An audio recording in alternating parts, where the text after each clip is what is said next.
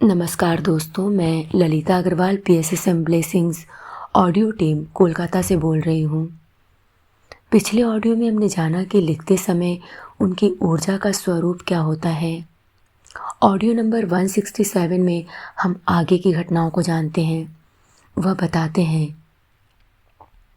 मैं अपने लेक्चर्स या सेमिनार्स प्रिपेयर करने के लिए सिर्फ आधा घंटा या अधिक से अधिक 1 घंटे देता हूँ। 5 मिनट का मौन उस विषय के सारे दरवाजे और खिड़कियां खोल देता है जिस पर मैंने बोलने का निश्चय किया है। कुछ अवसरों पर मैं महसूस करता हूँ कि मेरा मन इनर गाइड के द्वारा प्रकाशित है। लेक्चर्स के दौरान मैं इसका प्रेजेंस बहुत करीब से महसूस कर पाता हूँ। कुछ लेक्चर्स में मैं बहुत स्पष्ट तरीके से जानता हूँ और बोलने के 10 मिनट पहले ही जान जाता हूँ कि मैं क्या बोलने जा रहा हूँ। प्रश्नों के उत्तर पहले से ही तैयार होते हैं। एक इंसान कुछ पूछने के लिए अपना मुंह खोलता है, उसके पहले ही मैं जान जाता हूँ कि वह क्या पूछेगा। एक दिन लोगों के प्रश्न पूछने के पहले ही मैंने उनके उत्तर दे डाले। कभी कभी टेलीपैथिकली मैं उनके प्रश्न भी जान जाता हूँ और उन्हें प्रश्न पूछने में मैं उन्हें समय बर्बाद नहीं करने देता। कुछ अवसर पर मेरा माइंड उच्चतर स्तर में एक गहरे वार्तालाप में व्यस्त होता है। इस तरह के कन्वर्सेशंस कभी भी वर्बल या बोलकर नहीं होते, बल्कि विचारों के प्रवाह का आदान प्रदान होता है, या फिर कुछ स्फीयर में प्रेजेंट होता हूँ जहाँ कुछ तरह के डिस्कशंस चल रहे होते हैं। एक दूसरा सोर्स भी है जहाँ से मैं ज्ञान और दृष्टि लेता हूँ। यह नींद के समय घटित होता है जहाँ मैं कुछ सुझाव प्राप्त करता हूँ। एकदम सुबह के समय यही सोर्स 10 से 15 मिनट का लेखन हो जाता है।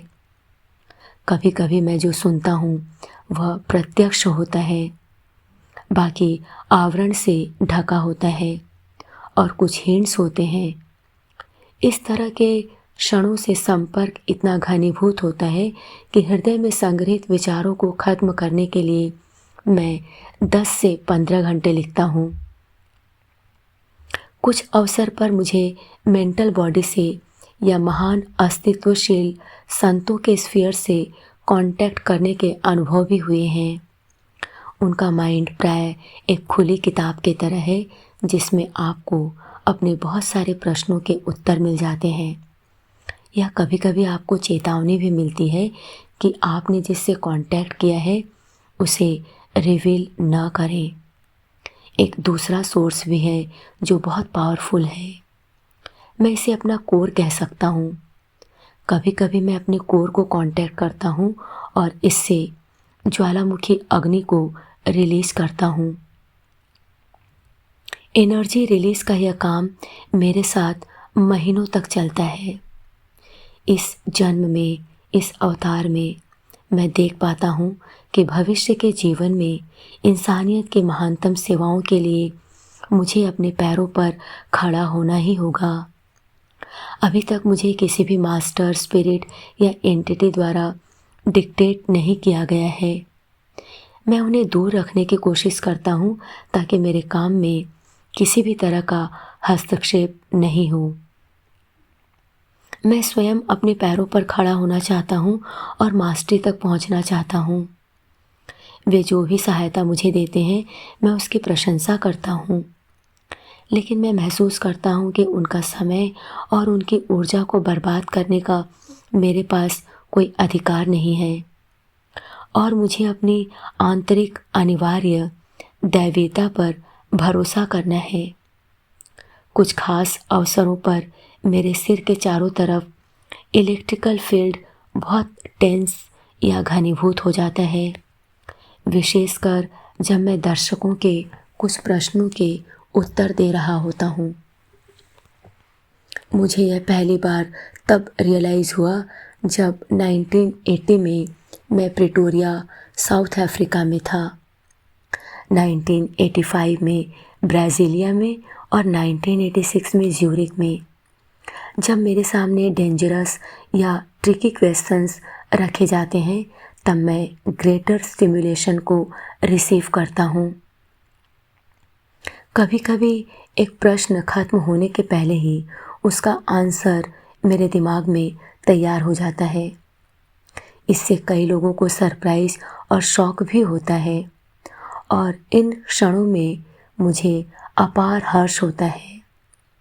मैंने कभी भी नारकोटिक्स, टोबैको या marijuana यूज़ नहीं किया है। मैंने कभी भी किसी भी तरह के स्टिमुलेंट की खोज नहीं की है। हाँ, कभी कभी रिदमिक म्यूज़िक मुझे फोकस करने में और मेरी चेतना को उठाने में मेरी सहायता करता है। मैंने यह भी नोटिस किया है कि महान कलाकारों की पेंटिंग जैसे कि निकोलस रोरिक भी मेरे सिर के चारों तरफ की इलेक्ट्रोमैग्नेटिक फील्ड का विस्तार करती हैं। जब यह इलेक्ट्रोमैग्नेटिक फील्ड असहनीय हो जाता है तब मैं पियानो की तरफ दौड़ता हूँ और अपना म्यूज़िक बजाता हूँ और इस तरह मैं उस टेंशन को रिलीज़ करता हूँ। मैं यह टेंशन लिखने के माध्यम से भी रिलीज़ कर सकता हूँ, लेकिन लिखने की प्रक्रिया में ज़्यादा समय लगता है। मैंने यह भी नोटिस किया कि मैं विभिन्न विषयों पर छोटे छोटे पेपर्स लिखता, लेकिन अंत में मेरे आश्चर्य का ठिकाना नहीं रहता जब मैं देखता वे सभी पेपर्स एक ही किताब के पार्ट्स होते। कभी कभी मेरे माइंड में एक विषय आता है गंभीरता के बारे में।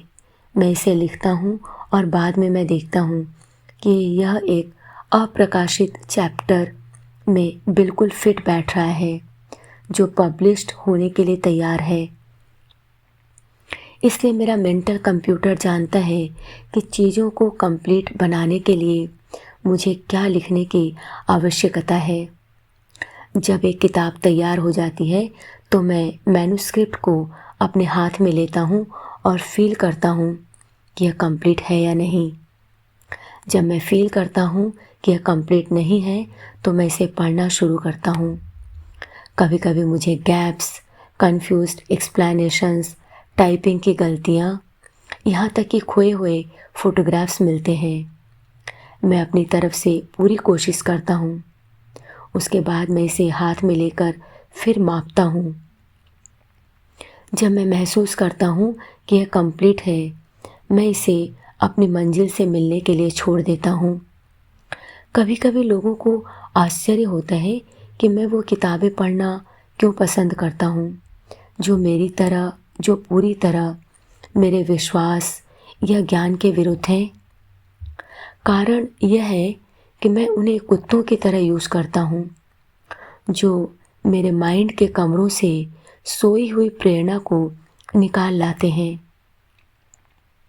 मेरा कुछ लेखन तो सिर्फ इसलिए है कि मूर्खों को उत्तर दिया जा सके। मेरा महानतम आनंद अग्नि योग की किताबों को पढ़ना है। कभी कभी जब मैं अग्नि योग की एक किताब उठाकर पढ़ना शुरू करता हूँ तो मेरे दोस्त मुझसे पूछते हैं, तुम फिर इस किताब को पढ़ रहे हो? विगत 6 महीनों में कितनी बार तुमने ये किताब पढ़ी है? वे मेरा उत्तर सुनकर आश्चर्यचकित हो जाते हैं जब मैं उन्हें बताता हूँ कि इन 6 महीनों में मैं अभी भी 5वें पेज पर हूँ। वे आश्चर्य से पूछते हैं, ऐसा क्यों? कारण यह है कि अग्नि योग में हर एक वाक्य अनंत तक पहुँचने का एक रास्ता है और मैं प्रायः इन रास्तों पर स्वयं को खो देता हूँ और खो जाता हूँ। आज के लिए इतना ही। अगले ऑडियो में हम इसके बाद की घटनाओं को जानते हैं। तब तक के लिए धन्यवाद दोस्तों। आप सभी का बहुत बहुत आभार। आपका दिन शुभ हो।